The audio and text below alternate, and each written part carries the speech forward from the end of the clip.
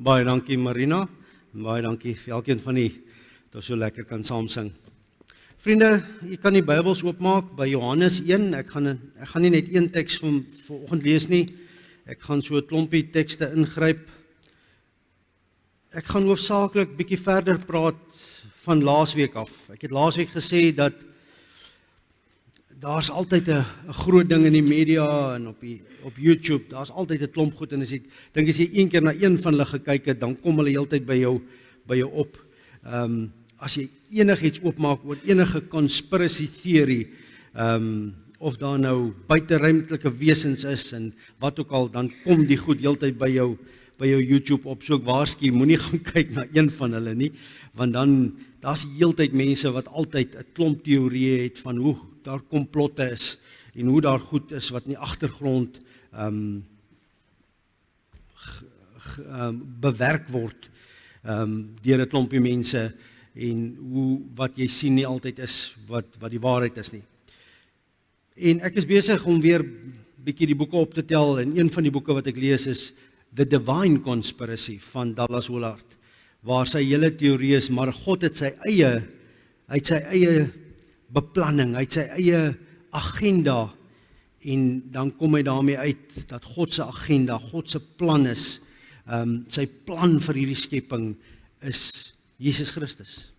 Dat Jesus sentraal staan in God se plan, dat dit eintlik so eenvoudig is, dat dit nog die hele tyd hier is, dat Jesus die mees besproke, geskilderde, geskryfde naam in die geskiedenis is, dat die naam van Jesus letterlik aan almal bekend is, of aan meeste bekend is. Dat Jesus hierdie sentrale figuur is, maar dat dit ook God se plan is, sy geheime plan is Jesus vir ons en vir ons lewens. En ons gaan vandag 'n bietjie verder oor die hoe daarvan praat. Maar dis klein treetjies, ek waarsku, mens gee nie groot tree rondom die goed nie, want in effek is ons besig om ons gedagtes oor hierdie sake te vat, dit op die tafel te sit, dit te ontleed en te sê, dink ons dalk verkeerd? Is daar iets wat ons mis om die woord te gebruik en om na mense te luister en te sê, maar miskien mis ons hierdie of daardie, en dis waarmee ons besig is. Ek begin deur net inleiding te gee, Johannes hoofstuk 1, die evangelie van Johannes nou, nie 1 Johannes nie, Johannes hoofstuk 1, in die begin was die woord daar, en die woord was by God, en die woord was self God. Hy was reeds in die begin by God. Vriende, baie belangrike vers, want hier word die woord, Logos, Jesus Christus, met mekaar vereenselwig.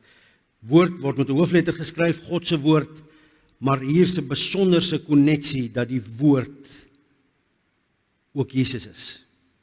In die begin was die woord daar, en die woord was by God, en die woord was self God. Hy was reeds in die begin by God. Alles het deur hom tot stand gekom, ja, nie enkele ding wat bestaan het sonder hom tot stand gekom nie. Hierdie vers bring Jesus ook terug om te sê, maar Jesus was van die skepping af daar, en hy was betrokke met alles, maar hy was by God. In hom was daar lewe, en die lewe was die lig vir die mense. Die lig skyn in die duisternis kon dit nie uitdoof nie. Daar was 'n man wat deur God gestuur is, sy naam was Johannes. Hy het gekom om te getuig, hy moes getuig van die lig, sodat almal deur hom tot geloof kon kom. Hy was self nie die lig nie, maar hy moes van die lig getuig, die ware lig, wat elke mens verlig. Hoor mooi hierdie sin, die ware lig, wat elke mens verlig, was aan die kom na die wêreld toe. Hy was in die wêreld het deur hom tot stand gekom, en tog het die wêreld hom nie erken nie. Ek lees tot sover. Vriende, sien nie ook die konneksiekie hier? Die ware lig, wat elke mens verlig, was aan die kom na die wêreld toe. Laasweek lees ek vir u van die transformasie op die berg, waar Jesus 3 van die disippels saamvat, waar hy op die berg besig is om te bid, hulle is baie moeg, en terwyl hy bid, staan daar, het sy voorkoms verander. Hy het letterlik begin skyn. Sy klere, sy van die vertalings het soos weerlig geraak. So helder was dit. Terwyl Jesus daar bid, begin die lig op 'n manier uit hom uitstraal. En dan kom die disippels so halfpad by en hulle sien maar Moses en Elia is daar by Jesus, hulle gee vir Jesus raad, en dan sê die teks daar baie duidelik, hulle was besig om met Jesus te praat oor sy uittog, oor sy exodus uit die wêreld uit, eintlik oor sy dood wat in die kruis gaan voltrek word, en dan sy opstanding uit die dood, en sy opvaar hemel toe. Dis die uittog, dis die hele proses van Jesus se uittog. Maar jy hoor daar die fisiese lig wat uit hom uit begin skyn, dat in daardie oomblik wys Jesus, of raak dit sigbaar vir die drie wat daar by hom is, wie hy werklik is. Die ware lig, wat elke mens verlig was, en hy kom na die wêreld toe.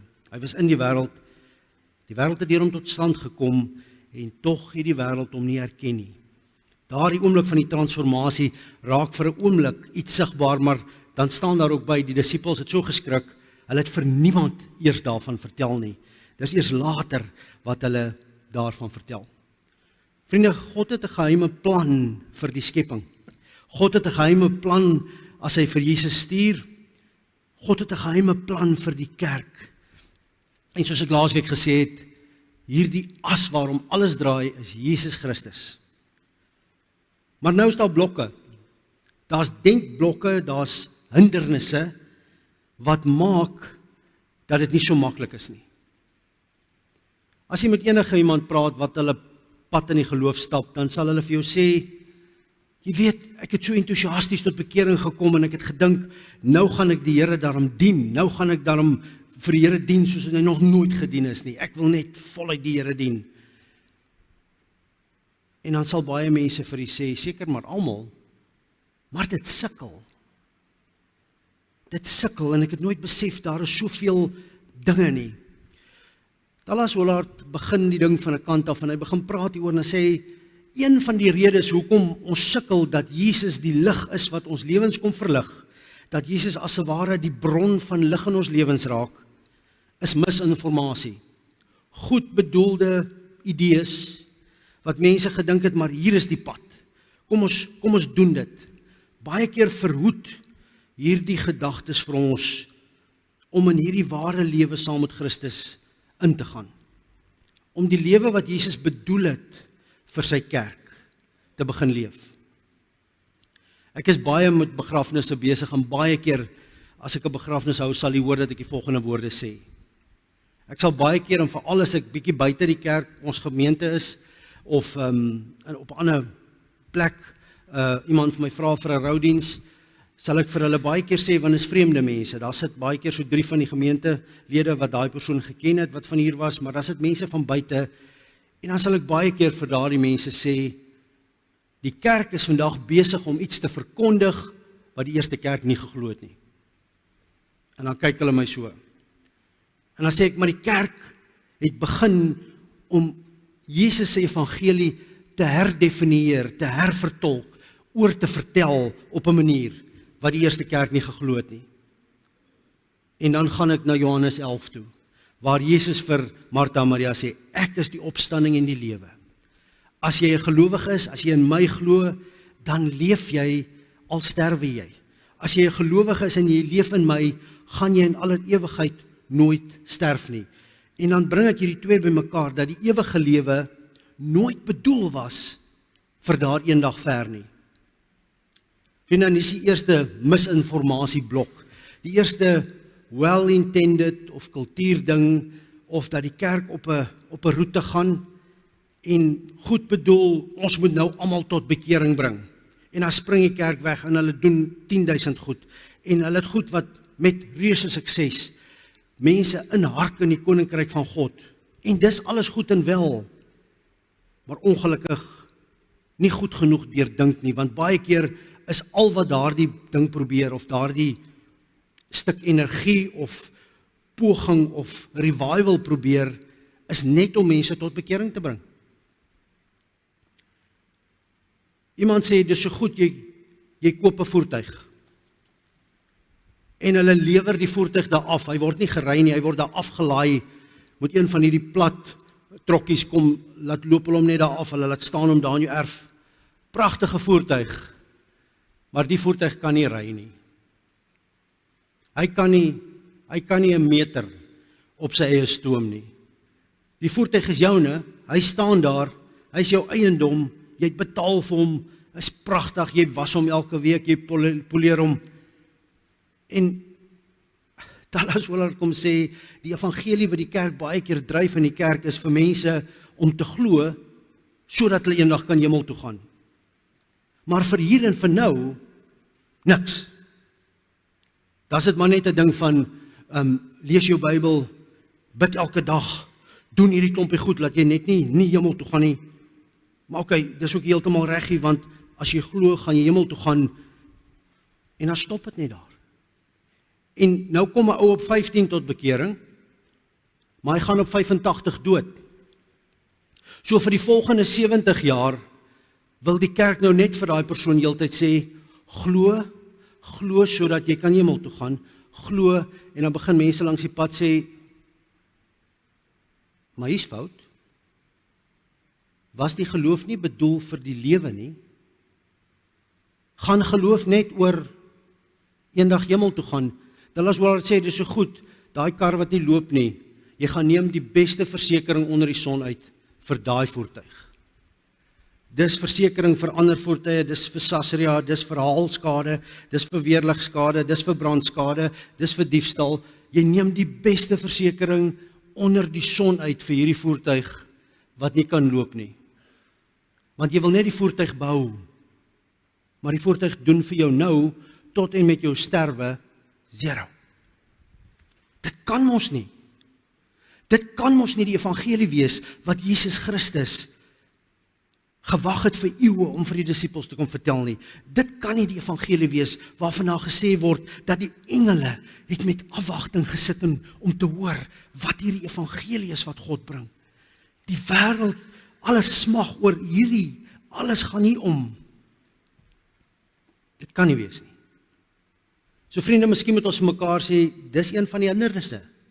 As ons 'n evangelie begin bou waar ons mekaar sê, jy glo sodat jy eendag hemel toe gaan. En dis die slotsom daarvan. Daar moet fout wees. Dis een van die hindernisse wat maak dat ons nie verder soek nie, want ek glo dan nou klaar. Toe maar, jy hoef nie met my kom praat nie, ek is 'n gelowige, klaar. Een van die ander hindernisse en ander struikelblokke is die hele ding van terreine, waar ons glo dat kerk moet net een van die deeltjies van ons lewe wees. As jou kerk of jou kerk bywoning reg is, dan is jy chaps. So kerk moet net deel van die prentjie wees. En ek het die laaste jaar of 3 vir die baie keer probeer verduidelik, dat geloof is nie kerk nie. Geloof is nie 'n terrein van die lewe nie, waar jy kan wel sê, het jy kerk in jou lewe? Woon jy kerk by en jy kan 'n boksie tik, want dis 'n spesifieke tyd, dis 'n spesifieke plek waar jy gaan, dis 'n spesifieke klompie mense waarby jy uitkom. Jy gaan uit jou huis uit na die kerk toe, of waar jy ook al was, na die kerk toe. Jy gaan woon goed daarby, dis 'n terrein van die lewe. Daar's 'n sekere liggaam wat dit beheer. Dis 'n aparte terrein van die lewe. 'n Mens kan kerk so afmerk. Geloof hoort nie by kerk nie. Geloof is nie 'n terrein ding wat net daar by kerk getik word nie. Geloof is 'n sentrale ding in jou hart. En geloof is in die kern van jou wese. So of jy in die terrein van jou huis en jou gesin is, tik, geloof is daar. As jy uitgaan en jy gaan na jou werk toe en jy's op daardie terrein en daardie klomp mense, geloof is daar. Hoekom? Want jy is daar. En vanuit jou hart, vanuit jou wese, leef jy of gelowig of ongelowig in daai terrein. Van daar af na jou sport toe, daar by die gym, of waar jy raket slaan, of waar jy golfballetjie slaan, of waar jy draf, leef jy vir of teen die koninkryk? Leef jy vanuit jou geloofs-oortuiging of nie? Of is geloof net 'n ding wat jy Sondag doen? Daai is 'n struikelblok. Want sodra geloof dit raak, kan dit nie wees wat Jesus hier kom vertel het nie. Vriende, dit bring ons by die volgende ding. In mense se wese is daar 'n verlange, daar is 'n soeke, daar is 'n begeerte. Ek het nou dag na 'n fliek gekyk en toe sê die ou in Engels dit so mooi, toe sê hy, dit gaan nie vir hom oor bekend wees nie. Dit gaan nie oor beroemd wees of sukses of enigiets nie. I only want to matter. En Dallas Willard kom hakie aan en hy sê, ouens, is hierdie selfsugtig om te sê ek wil net matter. Ek wil net ook 'n rol vervul. Ek wil net weet ek het 'n doel gehad. Hy sê dis nie selfsugtig nie, want vir iemand wat absoluut selfgesentreerd dink hy net vanuit homself vir homself, gerig op homself. En om te wil 'n doel verrig, om 'n roeping te wil uitleef, sê hy is so in ons ingeskryf, soos dit is vir water om teen 'n heuwel af te gly. Om water om te loop na die onderste punt toe. Dis nie selfgesentreerd nie, om te wil uitleef dit wat in my hart smag na betekenis, is 'n Godgegewe, geskape ding in die mens. En die doel daarmee is dat God ons sal help om hierdie doel waar ons geplaas is, in die omstandighede, in die familie, tussen die mense waar ons geplaas is, dat hierdie ding sal aan die lewe kom en dat God op 'n manier sal gee dat ons daar 'n doel verrig wat niemand anders kan doen nie, want ons was gestuur vir daardie doel. Dit is nie selfgesentreerd nie. Dis nie verkeerd nie. Dis God gegewe en geskape. Vriende, dan lees ons tekste soos Matteus 11, wat ek nou al baie vir julle gelees het. Matteus 11, daar by vers 28. So kom ons begin toets bietjie ons teorie. Nou lees ons tekste soos, kom na my toe, almal wat uitgeput en oorlaai is, en ek sal julle rus gee.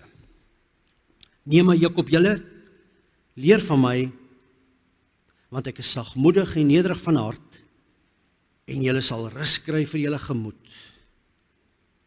My juk is sag, my las is lig. Jesus sê hier, uit 'n juk, jy gaan 'n las op jou skouers hê, jy gaan 'n taak moet verrig, want dis wat 'n juk was. 'n Juk was 'n stuk hout wat presies gesny is, dat hy mooi op die os of die dier waarop hy moes pas gepas het, en dan is daar toue aangemaak en hy het iets gesleep, hy het 'n werk verrig.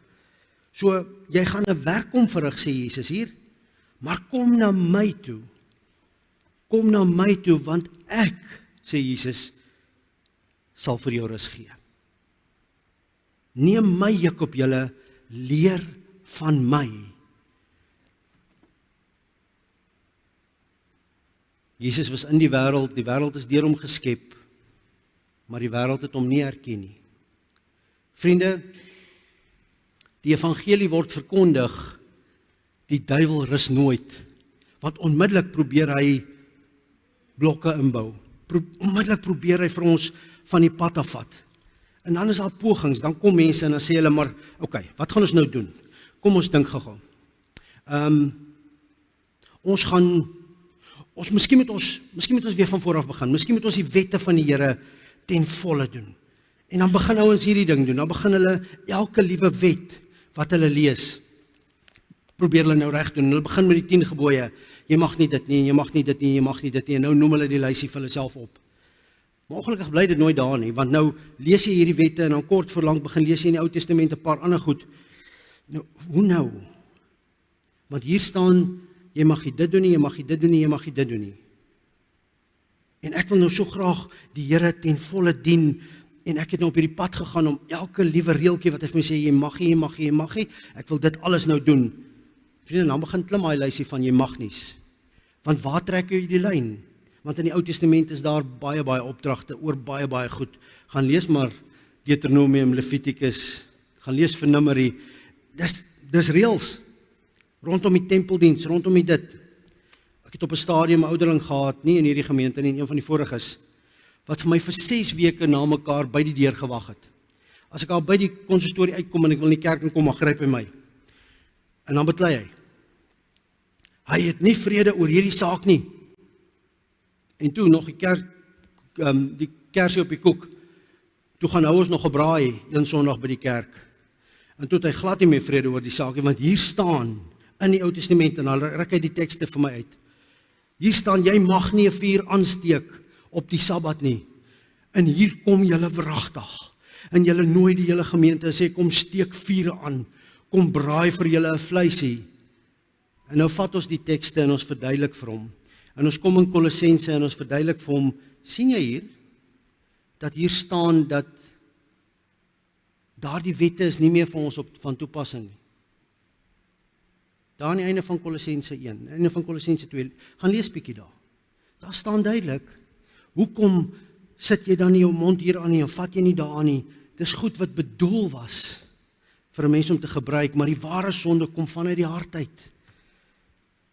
Maar hierdie ou wou dit net glad nie hoor nie. Ons moes 'n hele geskrif vir hom skryf om te sê, hier's die punte, ons het tot by 'n punt gekom.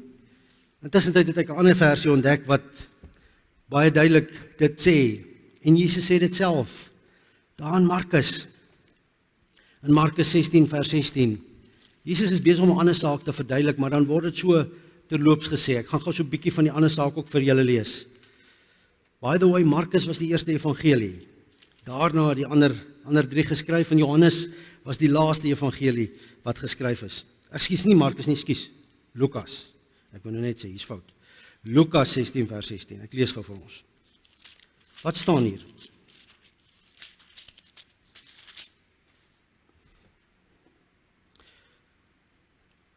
Die opskrif daar is die wet in die koninkryk. Die fariseërs was baie lief vir geld, en hulle hoor al hierdie dinge, want die vorige gedeelte gaan oor, jy kan nie geld lief hê en vir God nie, jy gaan die een afskeep en die ander een nie, geen huisbediende kan vir 2 baase gelyk werk nie, want hy sal die een minder ag as die ander ene,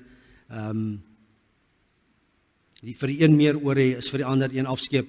Julle kan nie God en mammon dien nie. En dit gaan nie hier oor geld en geld gebruik vir die koninkryk en geld gebruik om mee te leef nie, dit gaan hier oor geld jou afgod maak. Nou staan daar, die fariseërs was baie lief vir geld, en toe hulle al hierdie dinge hoor, het hulle hom beledigend uitgelag. Hy sê toe vir hulle, julle is die wat voor die mense as goeie, julle is die wat julle as voor die mense as goeie mense voordoen, maar God ken julle harte. Wat deur die mense as belangrik beskou word, is 'n gruwel voor God. Tot op Johannes was dit net die wet en die profete. Tot op Johannes staan hier, was dit net die wet en die profete. Van toe af word die koninkryk van God verkondig, en elkeen probeer so hard as hy kan, om daarin te kom. Jesus self kom trek 'n lyn. Hy kom sê, ouens, die wet en die profete is goed, en hy sê in die volgende sinne, daar sal nie 'n jot of 'n titel van die wet en die profete wegval nie, maar die wet en die profete is nie die alles nie.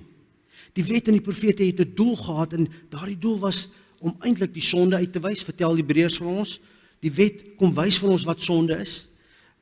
In Romeine praat Paulus daaroor, wat doen die wet spesifiek? Hy kom wys uit, maar ons sondige natuur was te sterk, en die wet kon ons nie kry om God ten volle te dien nie. En selfs deur die wet en die profete word voorspel dat God se nuwe wet in ons harte geskryf gaan word. Daar kom 'n nuwe era, en wat staan daar? Van toe af is dit die koninkryk. Vriende, en dan kom lig Dallas Willard baie mooi uit, en dan sê hy, ouens, dis hoekom Jesus gekom het. Wanneer Jesus kom, dan kom hy en hy kom sê, van toe af het Jesus begin preek, Matteus 4 vers 17. Van toe af het Jesus begin preek, hoe staan dit spesifiek? Ek het gou vir ons lees. Dallas Willard sê, hier staan as te ware opskrif oor die hele bediening van Jesus. Van toe af het Jesus begin preek en gesê, bekeer julle, want die koninkryk van die hemel het naby gekom. So vriende, as ons wil uitkom by die ding van, hoe leef ons met Jesus in ons lewens? Hoe steek ons hierdie lig in ons eie lewens aan? Hoe gaan ons hierdie ding ontlont, of ontketen, of losmaak, dat Jesus in ons lewens die deurslag gee? dan kom raak dit so 'n bietjie aan die koninkryk van God. En dat die koninkryk van God speel 'n rol, want tot en met die koninkryk van God was dit die wet en die profete. En jy moes al die wette doen en die profete. Maar nou het Jesus 'n nuwe pad gebring. Wat is daardie nuwe pad? En dit alles gaan oor die koninkryk van God. C.S. Lewis skryf die volgende. So C.S. Lewis writes, "Our faith is not a matter of our hearing what Jesus said long ago and trying to carry it out." Jy moet mooi hoor wat hy hier sê. Want hy kom praat spesifiek nou oor hierdie kwessie en hy halve C.S. Lewis aan wat hy oorskryf. En dan sê hy, hier's 'n volgende ding wat ons misverstaan. Baie mense gaan vat die Bybel en dan lees hulle dit asof dit 'n klomp goed is wat Jesus daai tyd gesê het en hulle probeer soveel as moontlik van dit bymekaar maak. Alles wat Jesus gesê het. Daar's selfs Bybels wat alles wat Jesus sê in rooi druk of met rooi highlight sodat dit makliker lees. En as daar ouens wat weer gaan en dink, dis die resep. Dis die resep wat ek gaan doen om vir Jesus te volg. En dan gaan lees hulle al hierdie stukke wat Jesus self gesê het. En hulle wil nie eers die ander goed lees nie, want Jesus het dit nie gesê nie. Hulle wil net by Jesus se woorde uitkom. En dan sê C.S. Lewis, dan gaan party mense, en dan probeer hulle al hierdie goed wat Jesus lank terug gelees het, of gesê het, probeer hulle dit doen. En hulle dink dis die Christenlewe. Gaan doen net alles wat Jesus lank terug gesê het. Our faith is not a matter of hearing what Jesus said long ago and trying to carry it out.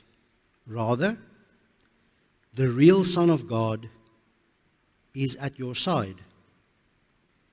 He is beginning to turn you into some kind of thing as himself, as the same kind of thing as himself. He is beginning, so to speak, to inject his kind of life in and through you. C.S. Lewis kom sê, ouens, die geheim is nie om 'n klomp goed te probeer doen wat Jesus 2000 jaar terug gesê het nie. Die geheim is om te besef dat hierdie Jesus hier is. Dat hierdie Jesus wat vir die disippels gesê het, kom, volg my, stap saam met my die pad. Dat dit die uitnodiging is wat Jesus steeds vir ons almal gee.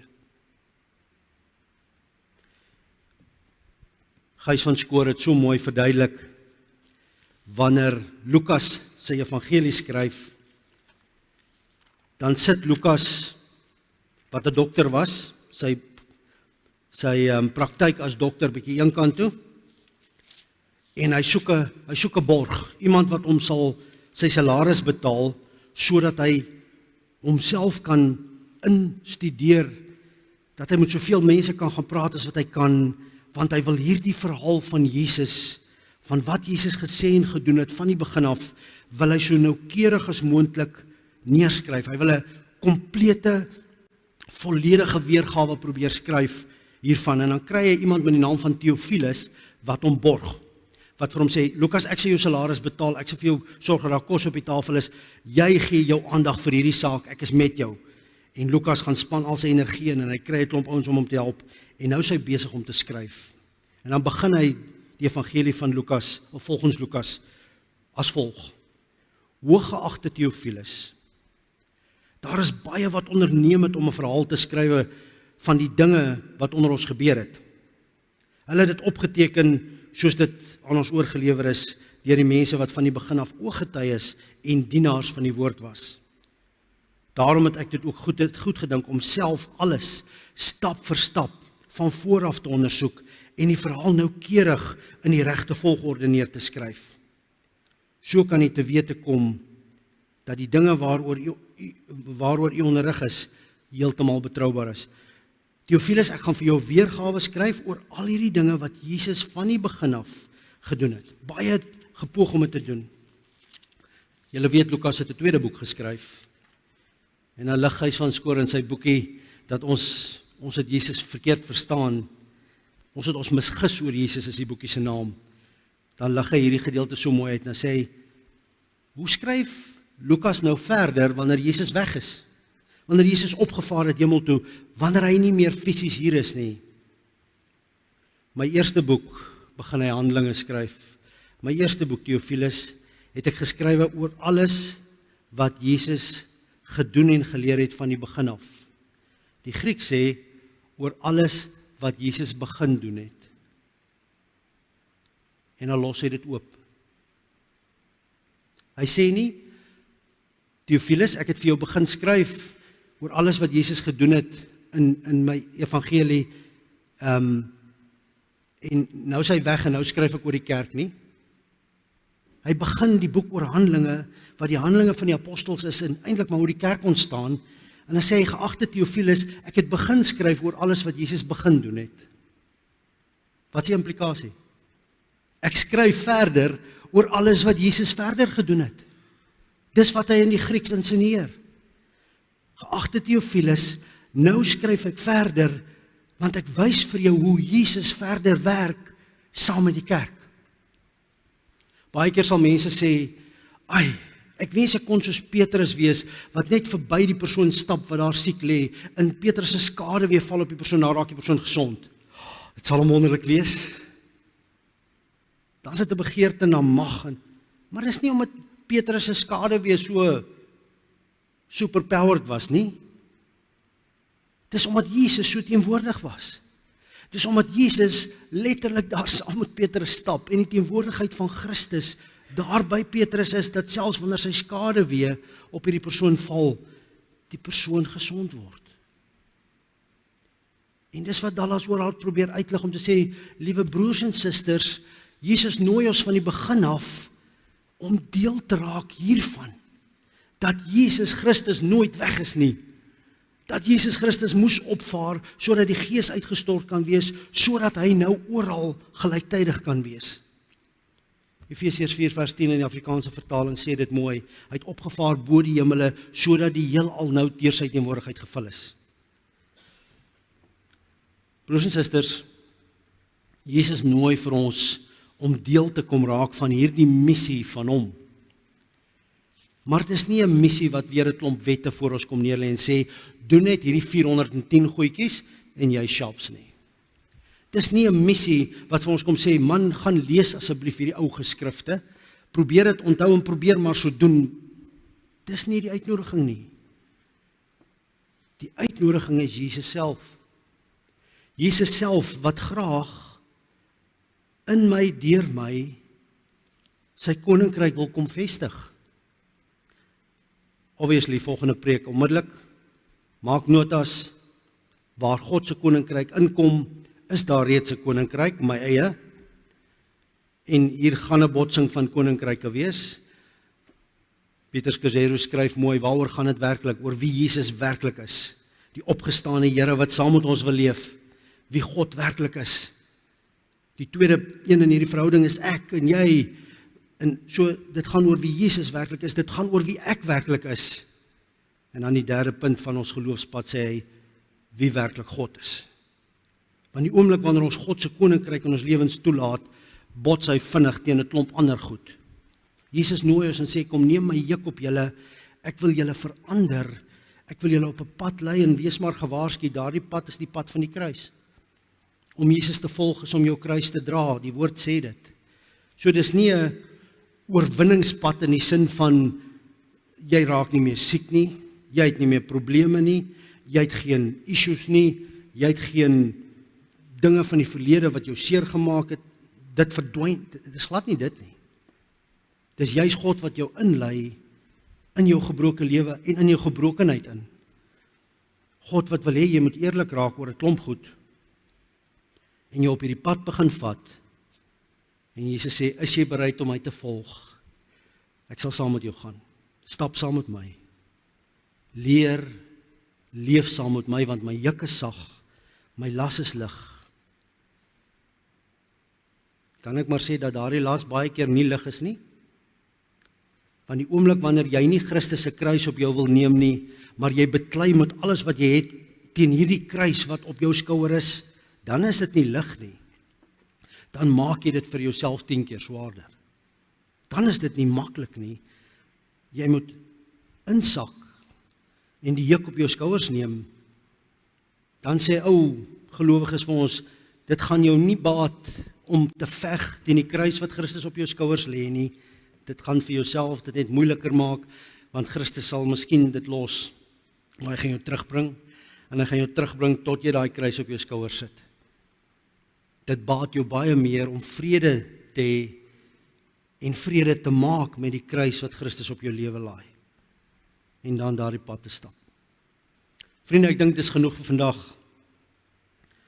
Mag die Here u seën en mag u werklik Jesus in die lewens begin beleef. Dat geloof nie 'n ding raak van ek gaan kerk toe om die Here te kry nie, maar dat jy die Here op verskillende plekke kry. Dat jy opstaan en verder saam met hom stap. Dat jy in jou moeilikste oomblikke 'n gewaarwording kry van, wow, jy het alweer vergeet. Ek is hier by jou. Ek het jou nooit gelos nie. Jy's nie alleen nie. Dis ware troos. Want selfs as daardie oomblik kom wanneer die dood voor die deur staan, dan vertrou ek dat die Here ook vir ons sal sê, jy's nie alleen nie. Jy kan dit face, want ek is by jou. Amen. Ons Hemelse Vader, baie dankie dat U vir ons goed is. Here Jesus, ek wil kom bid dat U lig in ons lewens sal skyn, dat U lig opnuut ons lewens sal indring. Ons bid dit in U naam.